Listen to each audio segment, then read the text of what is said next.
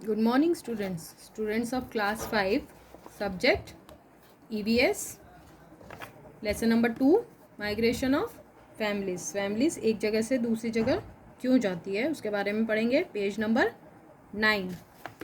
There are many families which migrate from one place to another. So बहुत सारी families ऐसी हैं जो एक जगह से दूसरी जगह पे migrate करती हैं, जाती हैं. One such families is संतूज family. तो एक family के बारे में बात कर रहे हैं जो संतू की फैमिली है. Santu's family lived in a village and their main occupation was agriculture. So Santu की फैमिली है जो विलेज में, गांव में रहती है और उनका मेन ऑक्यूपेशन था जो एग्रीकल्चर, खेती बाड़ी था.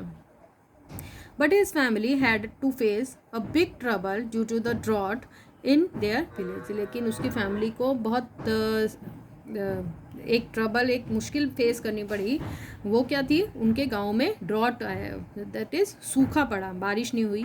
For the last 2 years they did not even have sufficient food to eat.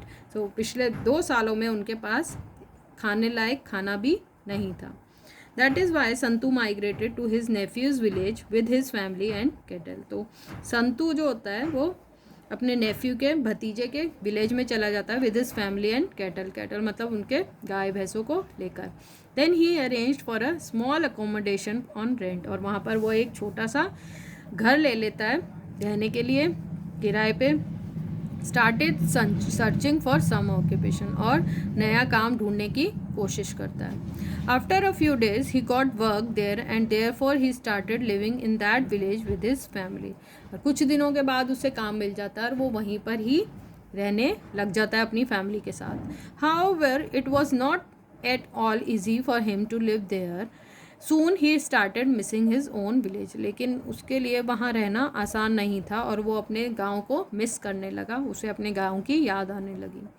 He got news that there was a very good rain in his village this year. अब कहीं से उसे खबर मिलती है कि इस साल उसके गाँव में बहुत अच्छी बारिश हुई है. Therefore he took his family and cattle with him and returned to his own village. फिर वो अपनी फैमिली और अपने कैटल, गाय भैंसों को लेकर, जानवरों को लेकर वो वापस अपने गांव को लौट जाता है. Think and write the answer. What are the problems which Santu must have faced the village after migration. तो संतू को अपना गांव छोड़ने के बाद क्या क्या परेशानियां उठानी पड़ी उसके बारे में. If there is any family in your vicinity which migrated to some other place or settle in your area after migration from some other place, then collect the following information about it. अगर तुम्हारे आसपास से किसी ने migrate किया है या कोई आया है तो उनको उस एरिया में रहने के लिए क्या क्या परेशानियाँ उठानी पड़ेगी उसके बारे में आपको इन्फॉर्मेशन कलेक्ट करनी है. The family migrated to from which village. So जो फैमिली आपके आस पड़ोस में आई है वो कहाँ से आई है. What were the reasons for their migration. वो क्यों आई है. How many members are there in the family. उनकी फैमिली में कितने मेम्बर्स हैं. Who help them. उनकी हेल्प किसने की. Dheeraj has a son and a daughter. अब धीरज के बारे में बात की है. उसके एक बेटा है और एक बेटी है. He was working in a village on the basis of daily wages. अब वो अपने गाँव में डेली वेजेस पे रोज़ मजदूरी करके काम करता है. His son was studying in 12th standard and his daughter was in 10th standard. अब उसके जो बेटा है वो 12th में है और बेटी 10th में. When his son passed the senior secondary examination, then Dheeraj decided to send his son to the city for his higher studies. So जब उसके बेटा 12वीं पास कर लेता है तो वो डिसाइड करता है कि अपने बेटे को सिटी में आगे पढ़ने के लिए भेजेगा.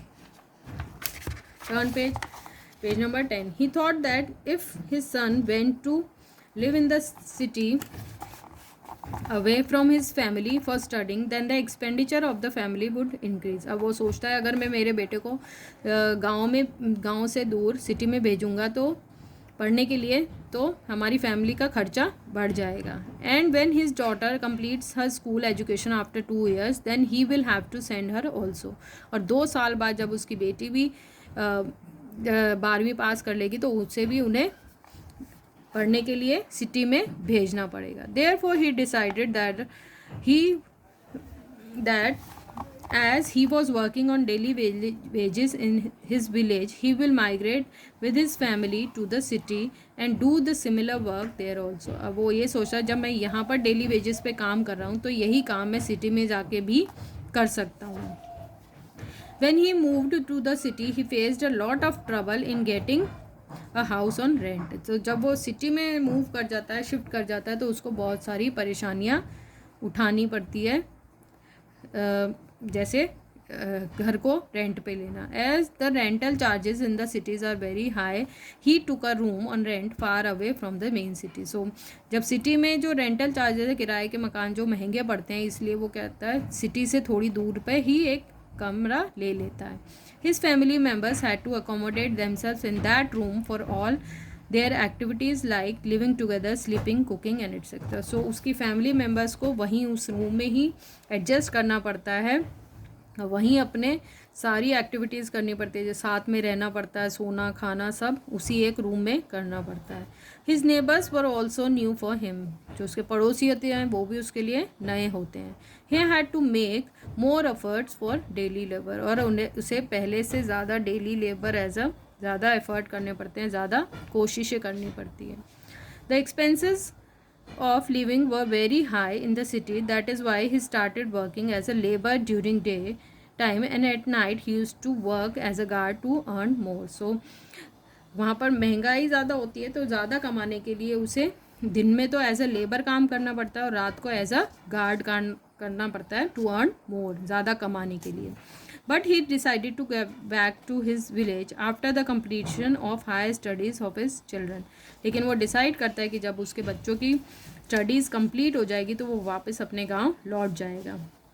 You must have noticed in your surrounding that there are many students who have to leave their home for higher education. आपने देखा होगा कि आपके आसपास किसी ने अपना घर से हायर स्टडीज़ के लिए बाहर गए होंगे. दे लिव इन हॉस्टल्स और arrange rooms for rent for their studies. वो उन लोगों ने अपने हॉस्टल्स में रहे होंगे या फिर किराए के रूम्स लेकर रहते होंगे. Points for discussion. Is there any person in your family in your vicinity who went out of his town and shifted in your area from some other place for his studies. तो आपके आस पड़ोस में कोई ऐसा है जो किसी और जगह से आया हो पढ़ने के लिए. If you have to shift to some other place for studies then what things will you take along with this. So अगर आप कहीं और जाएंगे पढ़ाई के लिए तो आप अपने साथ क्या लेके जाएंगे.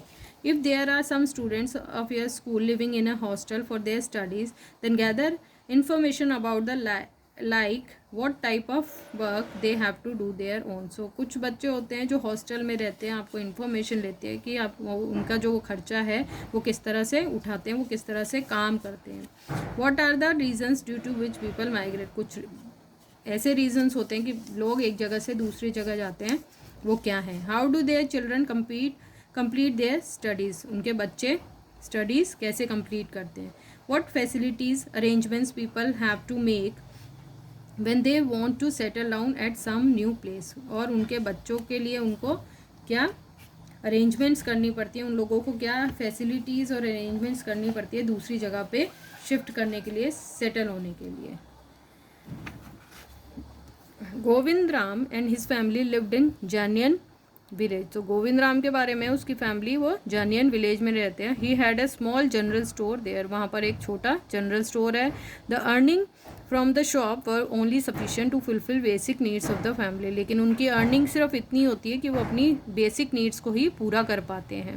His sons were growing up gradually. और उसके बच्चे भी पढ़ रहे हैं, बड़े हो रहे हैं. One day Govind Ram cousin maternal uncle son, अरे मामा का बेटा आता है गोविंद राम के, visited his place and he took both his sons with him to work in the shop in the city. उसके दोनों बेटों को ले जाता है अपने साथ सिटी में शॉप पर काम करने के लिए. As time pass Govind Ram son Chandra Ram wanted to start his own business. और कुछ समय बाद गोविंद राम का जो बेटा है चंद्र राम, वो अपना बिजनेस स्टार्ट करना चाहता है.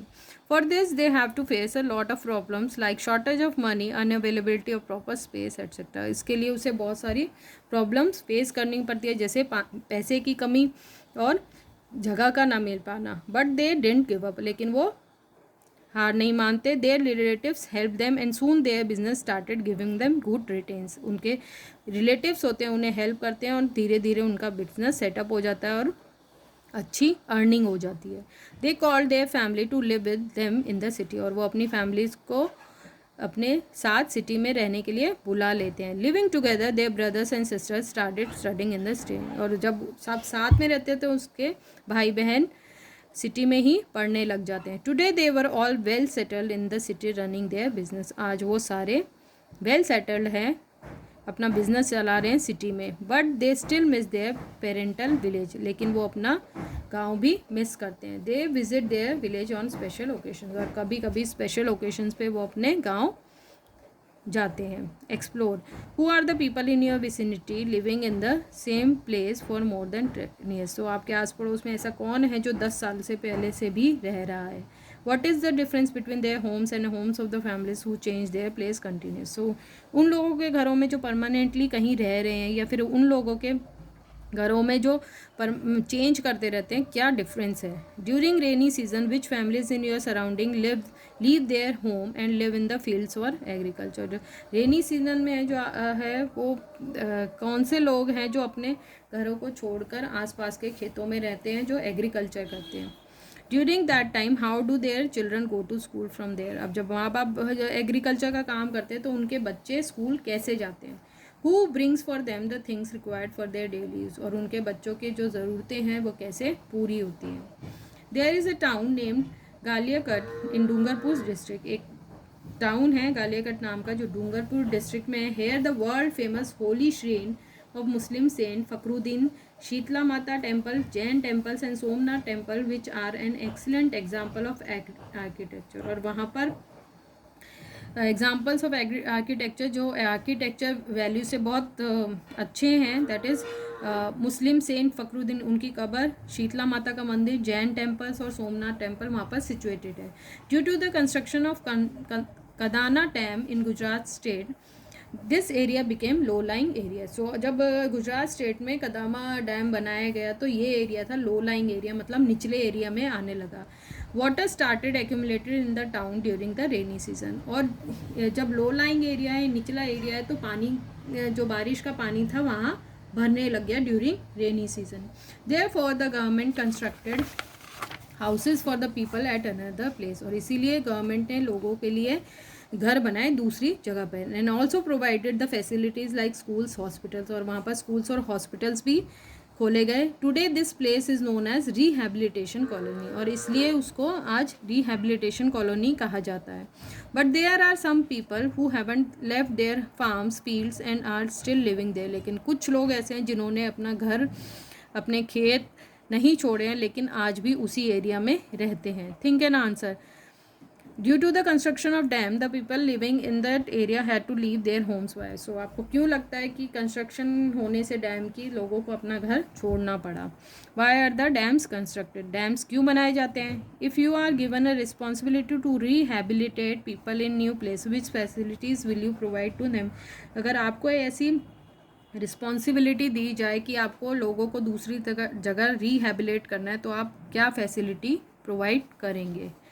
सो a village in flood prone area of the dam people migrating from village. So लोग क्यों ट्रांसफ़र करते हैं, क्योंकि जो निचले एरिया होते हैं वहाँ पर बाढ़ आने की ज़्यादा चांसेस होते हैं, इसलिए वो दूसरी जगह पे आते हैं. और डैम्स क्यों बनाए जाते हैं, क्योंकि पानी को रीस्टोर किया जाता है.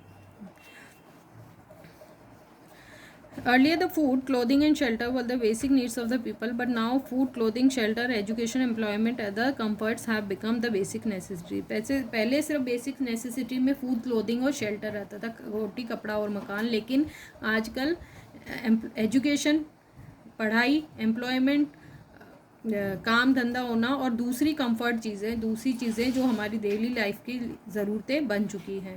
Due to this reason many people are migrating from their home town and living at other places. और इन्हीं कारणों से लोग जो हैं अपनी जगह को छोड़कर दूसरी जगह जा रहे हैं रहने के लिए. So read this lesson at home. Have a nice day. Bye.